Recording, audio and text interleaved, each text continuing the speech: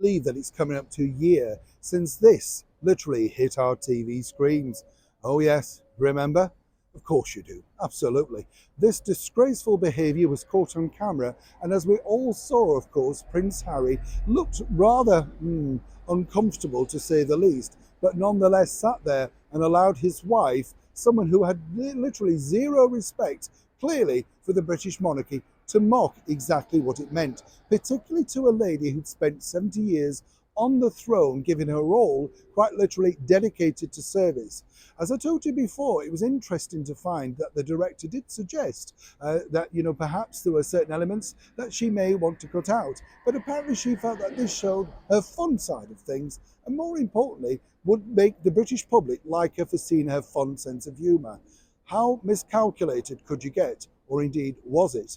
But now, obviously, Meghan and Harry have a bigger problem. And as ever, let me explain.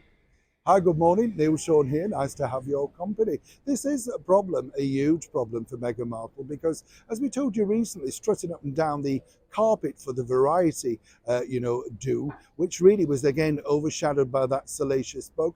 Meghan head to toe in beige, looking rather resplendent, of course, and teasing exactly what we can look forward to from her and Harry's entertainment mogul business. Archwell, so many things on the slate that we're all going to be stunned by. She couldn't share them, of course, because none of them have been fully signed off or fully funded yet. But, that's just a glitch, isn't it, in the world of show business? What's the problem? What's interesting to note now, though, is this, that Harry and Meghan's docu-series, which they're now describing as a film, not a reality TV show, well, seemingly everybody's bypassing it at the forthcoming Critics Awards and stuff like that.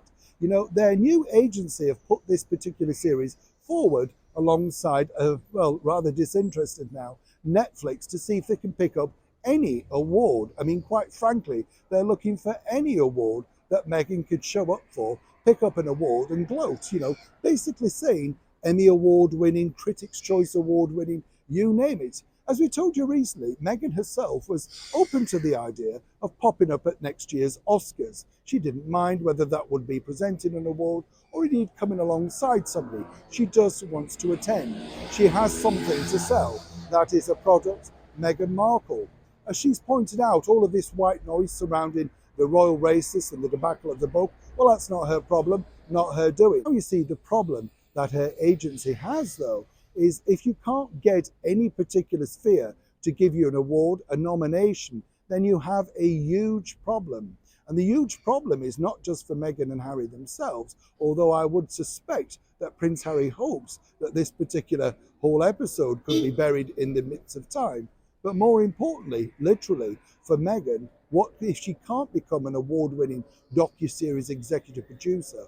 What next? Of course, moving forward, she, as I say, is more than happy to be considered, at least to attend certain award ceremonies, to let them know that Archwell is a powerhouse in the making, and more importantly, something that people will want to watch in 2024. Big, tough times for her agency, but even tougher for Meghan. If you can't get a nomination, where'd you go next, particularly when you're billing yourself as the most streamed event of 2023? Interesting times. Neil Sean in the very heart of London.